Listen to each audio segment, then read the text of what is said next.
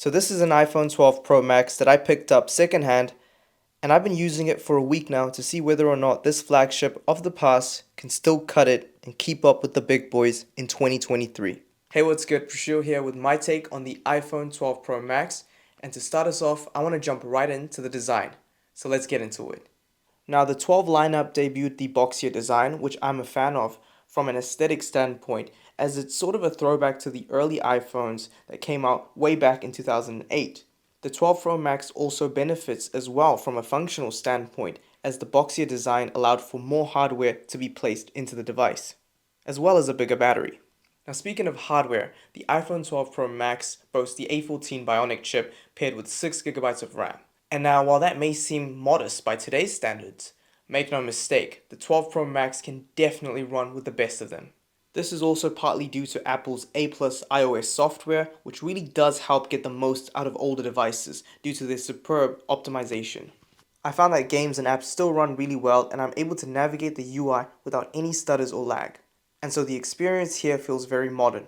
The big 6.7-inch HDR screen is also great for media consumption, and with a DPI of 458, the viewing experience feels crisp. Now, I will mention that the lack of a higher screen refresh rate does kind of suck, especially when you're navigating through the UI or just going in between apps. It doesn't feel as smooth as I'm used to with these newer phones. However, despite only having a 60Hz screen, the OS is optimized enough to give a fluid enough user experience for those who really don't care about that stuff. The speaker quality is also really good, with great overall timbre and decent bass.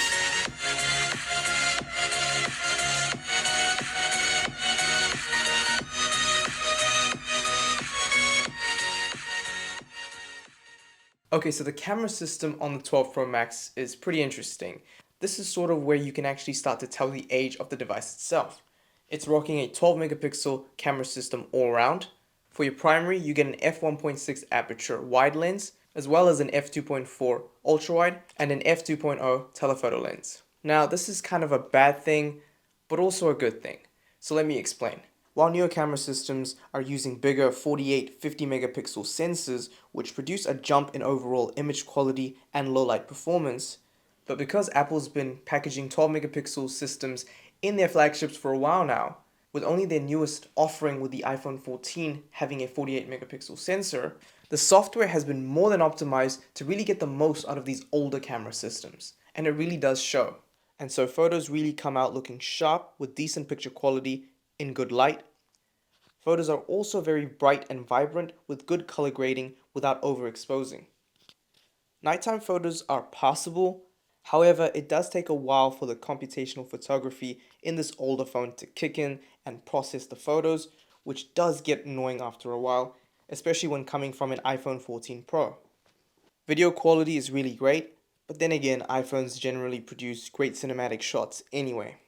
And so to summarize the camera system on the 12 Pro Max, it really is just a case of Apple's great computational photography, which has been improved over the many iterations, which ultimately acts as a saving grace for the 12 Pro Max's older camera system, and it really does help bring it up a notch, and allows the 12 Pro Max to have a passable camera system in 2023. So is the 12 Pro Max really worth it in 2023?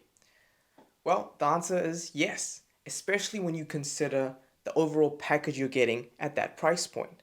I've seen plenty on the used market for around 800, 900 NZ dollars. Now, I paid 600 NZ dollars for mine, which is the 128GB model, and it does have a few scuffs on the bezel, but I am more than happy with my purchase because when you really think about it, I paid about a third of the price for about 80% of the experience that I would get with a 14 Pro Max.